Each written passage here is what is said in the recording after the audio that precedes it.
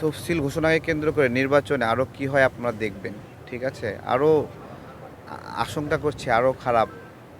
আমরাও সেই খারাপের মধ্যে আছি, আমরাও সেই ঝুঁকির মধ্যে আছি, আমরা সবাই বিপদের মধ্যে আছি।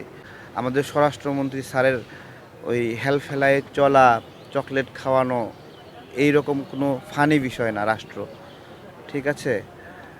আমি যদি স্মরণ করি তাহলে আমি বলবো যে একটু শক্ত মানুষ দরকার ছিল এখানে, মনে হয় আর একটু শক্ত মানুষ দরকার ছিল, এই যে আশঙ্কার ঠিক আছে? জায়গাটা একজন এবং এই যে ফানি মুডে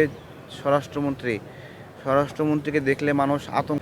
গত 2-3 মাসে কতজন মানুষ মারা গেছে, কতজন ছুরির আঘাতে মারা গেছে, কতজন গুলিতে মারা গেছে, কতজনকে পিটিয়ে মারা হয়েছে, কতগুলো ঘটনা ঘটেছে, ঠিক আছে? এগুলো এগুলো মানে সন্ত্রাসী তো দায় আছেই, কিন্তু যারা রাষ্ট্রের অভিভাবক হিসেবে আছে তাদের দায় আছে না?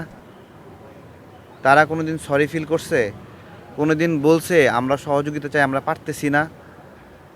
ভাবে তো বাহাদুর, কিন্তু তো পারতেছে না, তো পারতেছে না যে এটাও আমাদেরকে বলুক, আমরা হেল্প করি।